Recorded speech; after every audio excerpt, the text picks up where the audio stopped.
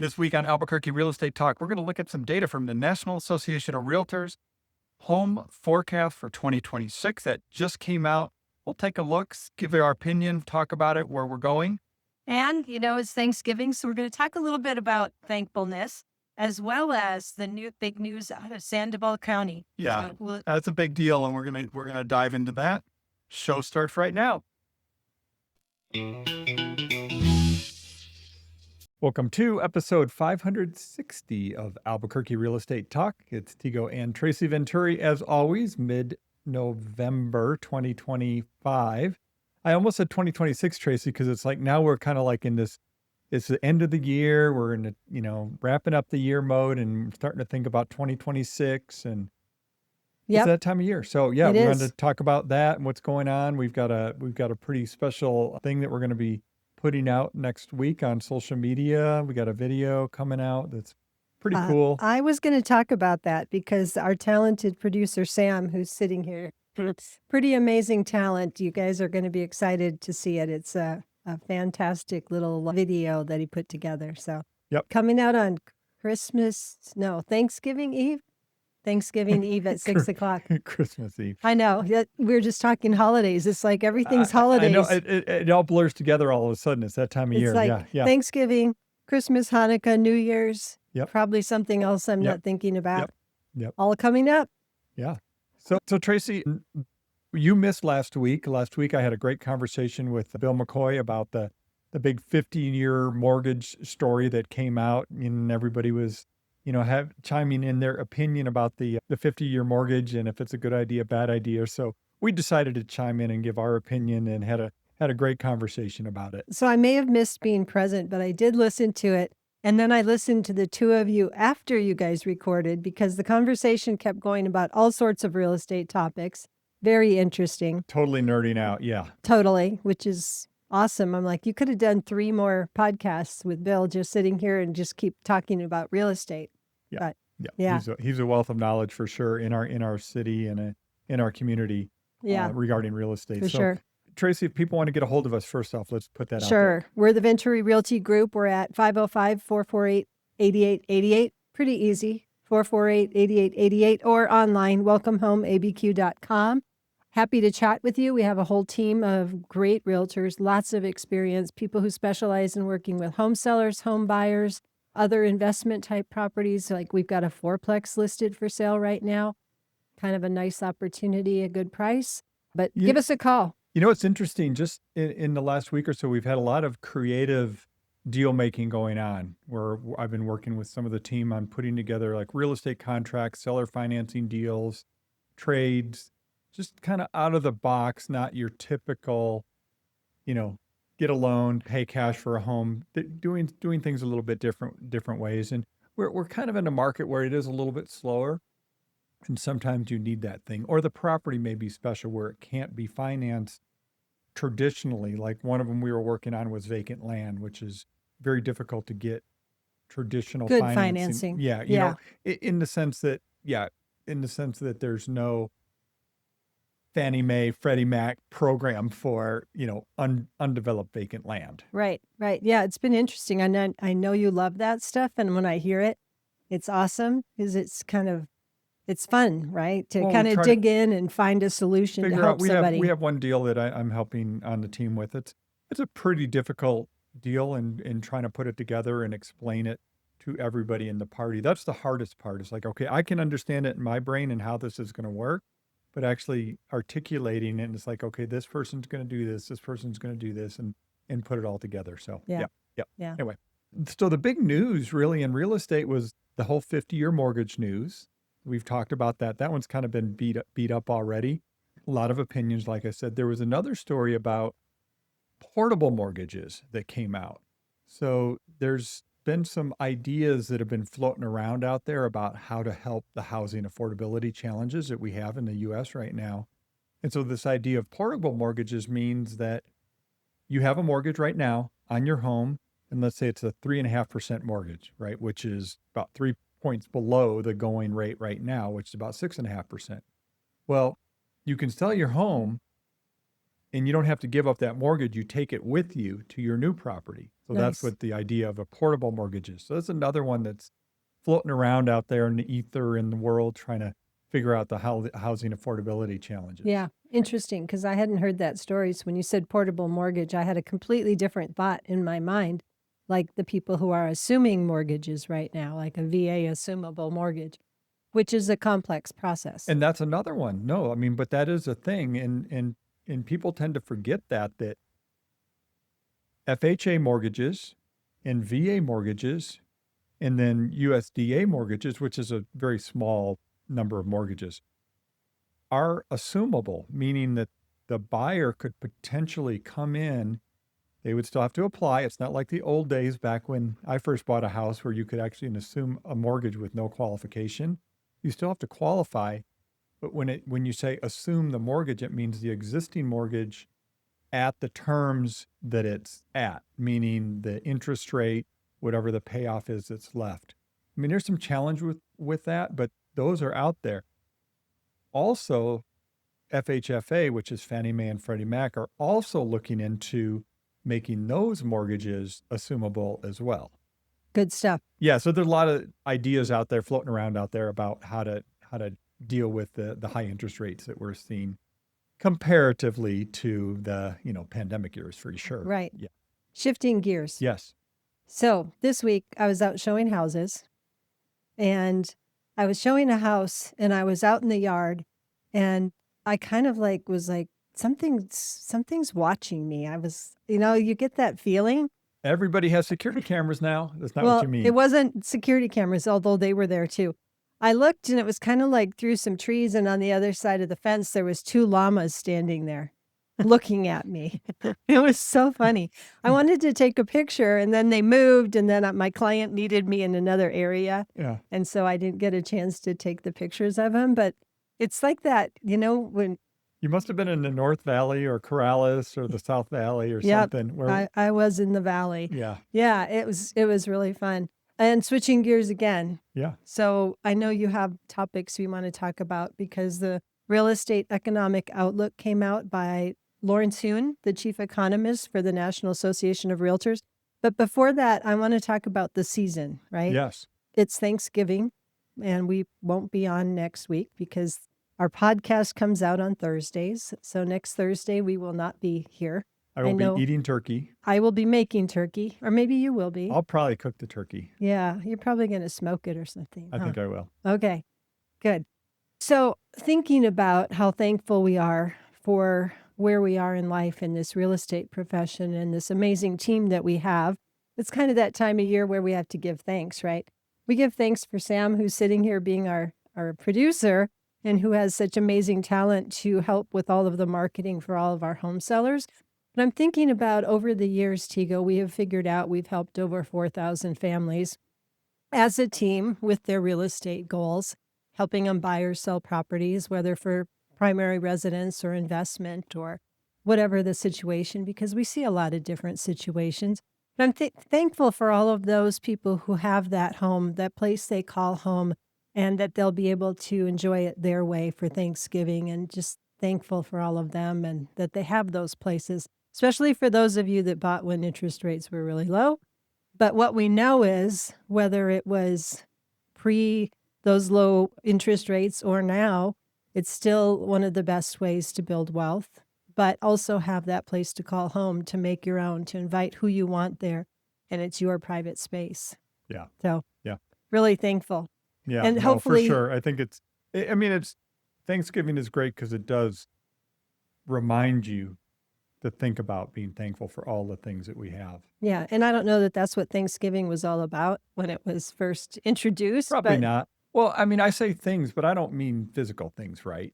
Right. Our health, our Our relationships, our families, our friends, our sanity. Yeah. Or lack thereof. Yeah. Some days. Yeah.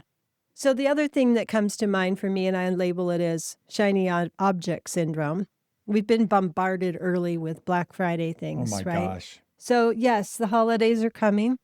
I'm just reminding you and all of us that all of this stuff, even if it's a good deal, might not be worth it. Now, I want everybody to recognize that was very specific and directed at me, because I've had a bad habit of saying, "Oh, it's such a good deal. I just need that." So, yeah, yeah, And need is an interesting word, isn't it? it sure is. Need. I need that.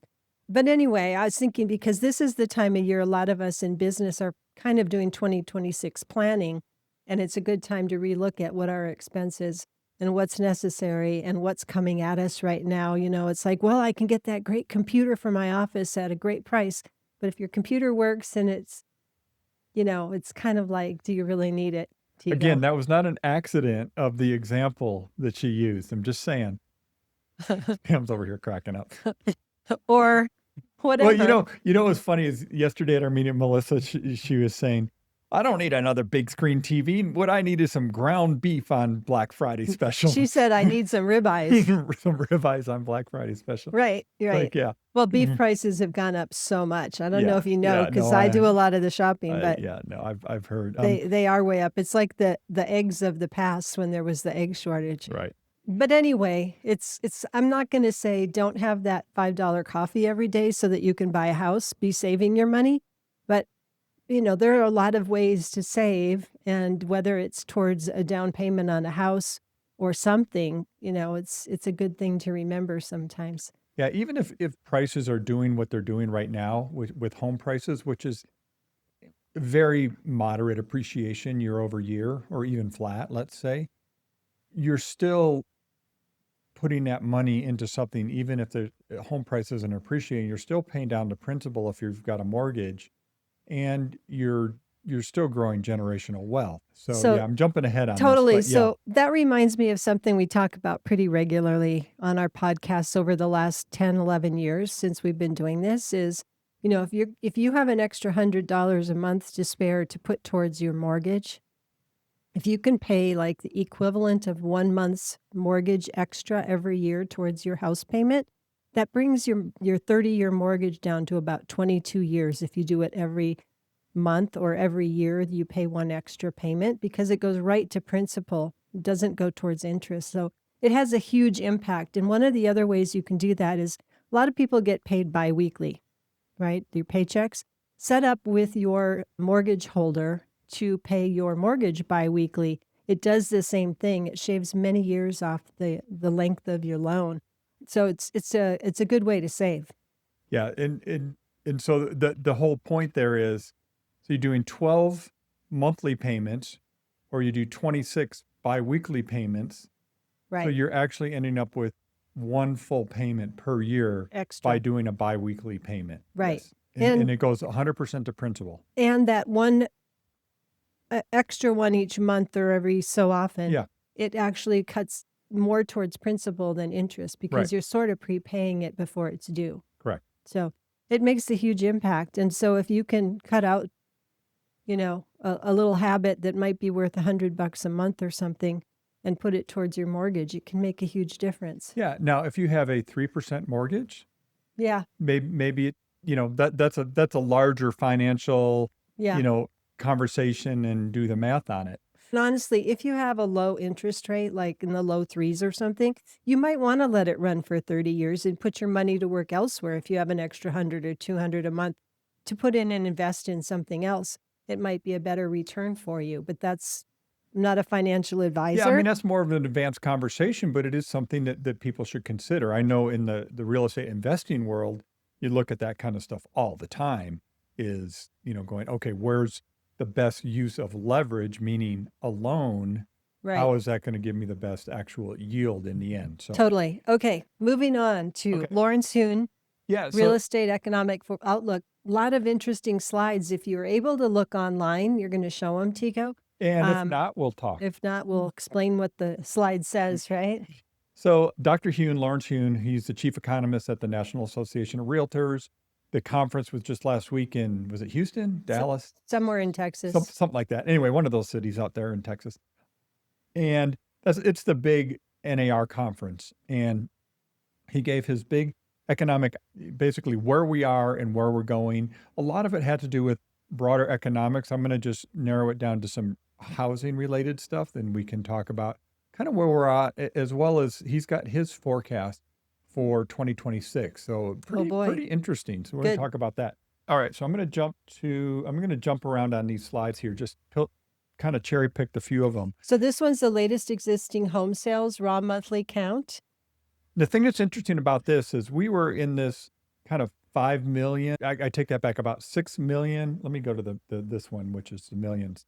And we were in this range somewhere between 5 and 6 million homes selling per year in the United States, right? Of course, entire United States. And the slide that, if you can't see it, it goes back 10 years to 2015. Yeah. So from 2015 and then all the way up until 2023 or 2022, where we peaked out at over 6.5 million homes sold.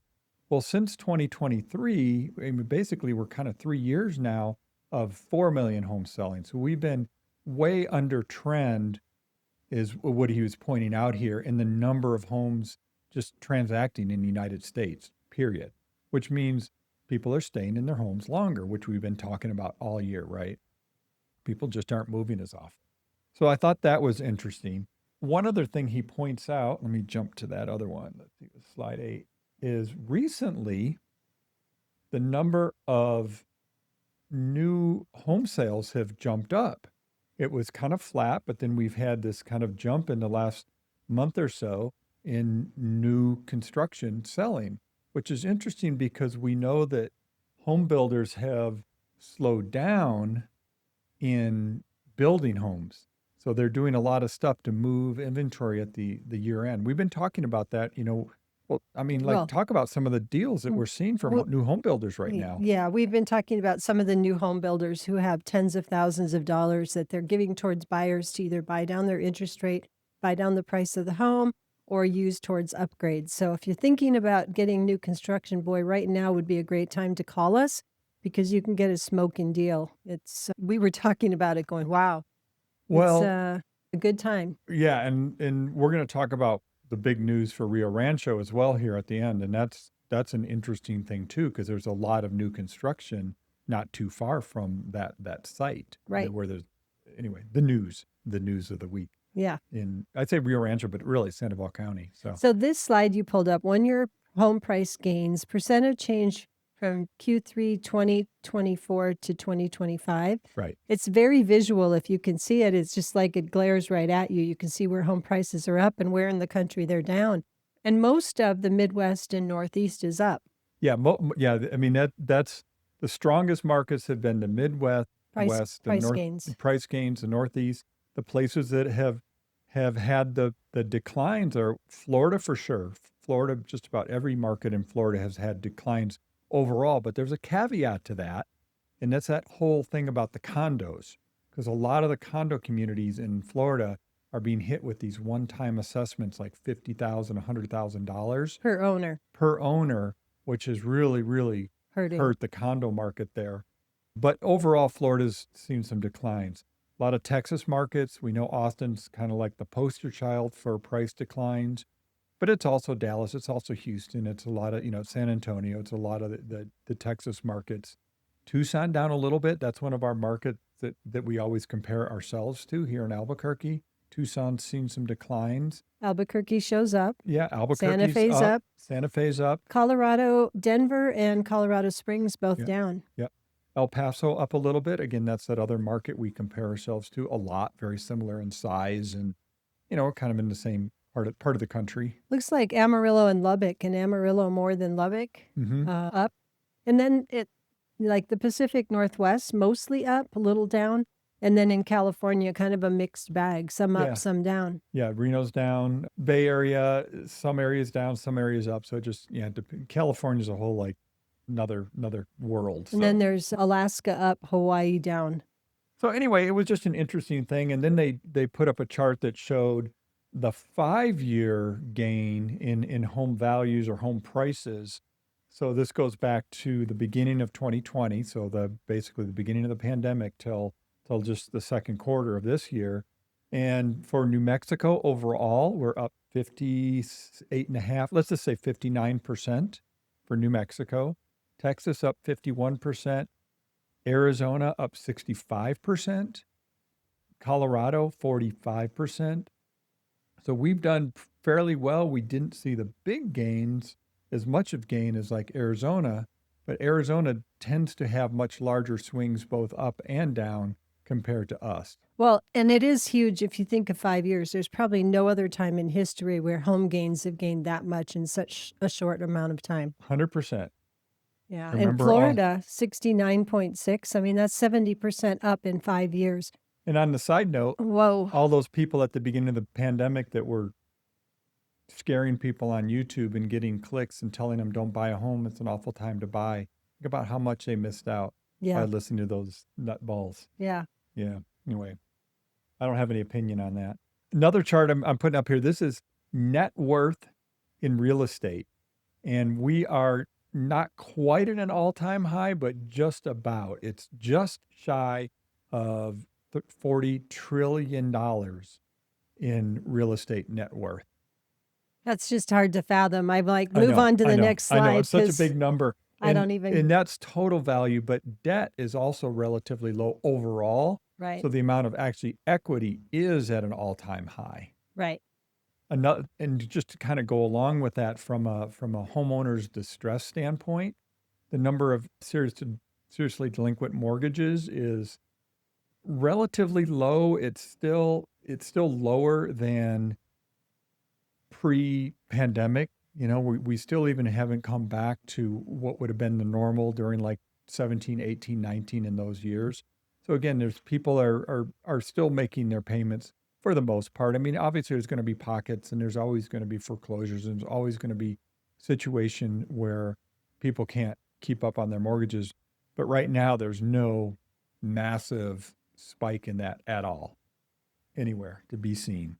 Let's see, what were the other things I wanted to talk about? I thought this was interesting is the number of mortgage applications just through really this last week. We've seen a pretty good bump up in the number of people applying for mortgages just over the last few months, which is interesting. Again, this is overall, this is nationwide, but it does seem to be there's some people kind of out there looking. You know, mortgage rates have dropped quite a bit since the highs that we had. So I don't know. It seems like there's more people out there. Yep. Now, it's a seasonal thing too, and we are in that time of year where we don't have as many people purchasing. There's just not many people moving this time of year. That as many. However, for people who want to sell, the people who are looking are usually pretty serious, Yeah. right? They're not Yeah. just Sunday lookers, not tire kickers. Yeah. They're I need a house. Yeah, exactly. Well, let's look at this is the kind of the crux of it. I'll explain it what we're looking at. But what we're looking at is NAR's national forecast. And there are a couple of different things here. We're talking home sales, prices, mortgage rates. They also talk about unemployment rate. So first off, existing home sales, they expect a 14% increase in home sales. Wow. So that's a pretty big jump. I mean, if you figure we're at 4 million this year, that's a pretty good jump in the number of sales. You know, for example, I 500,000. figured, okay, in Albuquerque, we've got 10,000 sales this year, somewhere around there, 14% increase. If that happened, that's another 1,400 people. Yep. And that's, you know, that's transactions and that's not sides. So that's, you know, one seller and one buyer on each one of those too. So Yeah. they're projecting new home sales, new home construction homes up 5% for 2026 over 2025. They're projecting home prices to increase 4% in Nationwide. 2026 nationwide. And they're projecting mortgage rates to be 6%. Now that's very, very broad because we're talking about the whole year. You know, most forecasters are saying they're going to, you know, keep getting closer and closer to 6 at the beginning of the year and maybe drop throughout the year. But all that has to do with the whole macroeconomics, what's going on with the economy and the Fed and interest and inflation. And there's so much things and the bond rates and okay. the national debt. And I mean, all of that stuff goes into it. So there's not a lot of optimism in the sense of big drops in mortgage rates going into 2026. And I'm going to say it again, a 6%, a 6.5%, a 7% rate is good historically. It is. When I got into real estate just in 2002 and until, you know, for the first 10 years, people were at 7.5% most of the time. Yeah, no, I get it. I mean, We got It, spoiled for a little we bit. did. And then there's one last chart I want to bring up. This one is very telling. And what we're looking at is the net worth of people that own homes versus people that rent, homeowners versus renter. Now, I see a lot of people post this and they'll say that it's causation.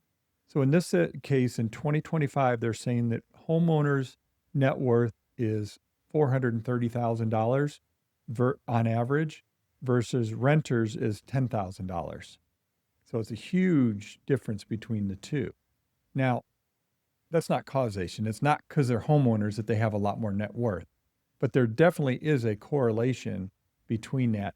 I think the biggest correlation is age, because people that own homes that have been in their homes for many, many years, the boomers, for example, they've been able to grow their net worth through their home ownership, through other stuff in their life, versus people that are maybe starting out in life and are having to rent because they're not in a position to purchase. So Yeah. that's my pitch for home ownership.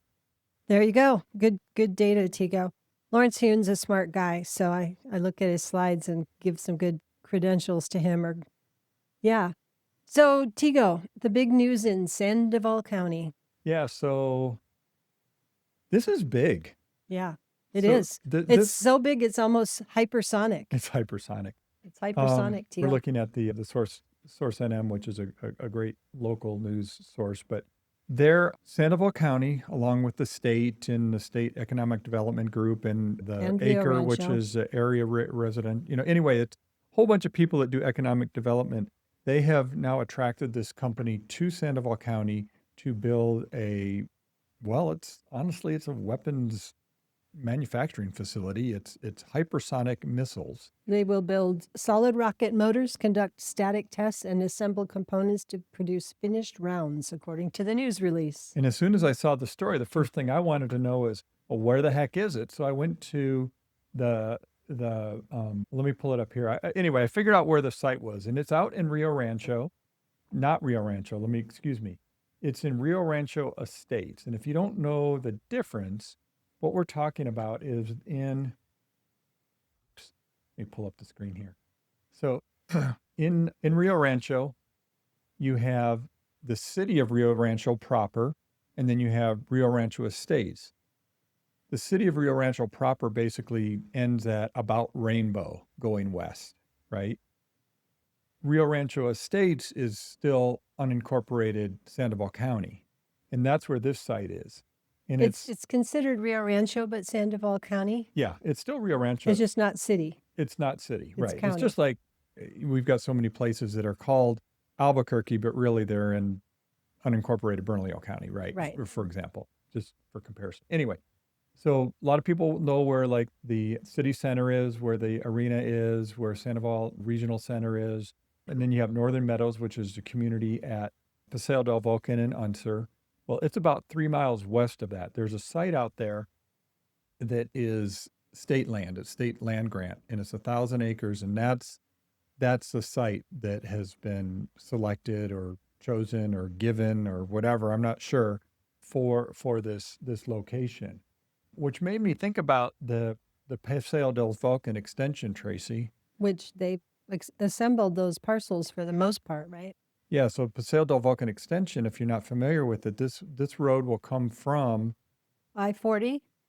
For now let's start at the north end. So right now it It's at starts out 550. there at 550 by Home Depot, right? And then Right. it comes all the way through Rio Rancho, all the way to City Center.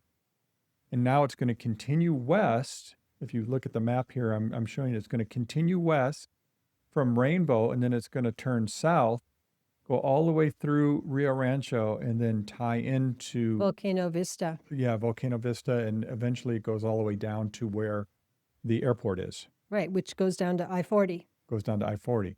So it's going to be this loop, and that is in progress. The thing that's interesting about this site is just about a mile further west from where that road is going to be. What I'm getting at is there's going to be a lot of extra infrastructure that gets built out there. Right. I'm sure of it. New construction. What did it say? 160 jobs or something? No, No, no, no. 1,000 or so construction jobs Okay. and Huge. 1,000 permanent employees. Now, I think in my history of hearing about these things when they make these press releases about big, big things, I've never seen it actually turn out to be that many people. So I don't know. Even if they're being a little over optimistic on the jobs, that's still a lot of jobs. Right. And these are not entry level, minimum wage jobs either. Right. So it's going to have a huge economic impact on So, our Tego, community. the first thing I thought of when I saw this and when you showed me the location, I said, buy a rental house out, new construction out northwest Albuquerque, whether it's Mariposa or there are some in Northern Meadows or on the Broadmoor corridor. There's some that are under 400,000 right now. So if you're thinking of an investment property, boy, that seems like a good opportunity. You might be a little bit ahead of the curve, but Well, there's a lot of the constructions now happening out in the Lomas and Cantadas. Cantadas area, Mm. just kind of Enchanted Hills area. There's also a whole area near the high school. Near Cleveland. D.R. Horton has broke ground there near Cleveland, that there's going to be some new construction homes there as well. I mean, there's already the neighborhood D.R. Horton to the Right. west side of the high school, but that's built out. Yeah, but there's also a site here kind of at the end of Iris where they're going to be building as Right. well. We've seen the dirt when we were Oh, out yeah. there. Yeah, yeah. We So, saw it moving. I mean, there is a lot of new construction in the pipeline in kind of that area, if you will. Right, So, right. yeah, it's interesting to see how that shakes out and what what the build out time frame is going to be. And I know there's some controversy, without a doubt. There's definitely some people that are concerned about, basically a weapons manufacturing company, outside the city limits. So, Yep. I guess I'm just not going to go there. I think it's interesting, Tego, because they said a lot of the reason that they chose this site over all the others, I think they started at like 40 and kept whittling it down, right? Was because of the presence of nuclear, Los Alamos, and the labs here and all the like kind things that there's good synergy. So Yeah. it makes sense. Yeah. Okay. Been a great show. Yeah. We appreciate you all listening. Hope you have a great Thanksgiving. If there's anything we can help you with, please give us a call or hit us up on our website. Happy to help you, even if it's just a question. Love to get to know you. Have a great Thanksgiving. We have a lot to be thankful for, and we're thankful for you. Thanks, everybody. You can reach us at 505-448-8888 or welcomehomeabq.com. And we are the Venturi Group of Real Broker here in New Mexico. Take care.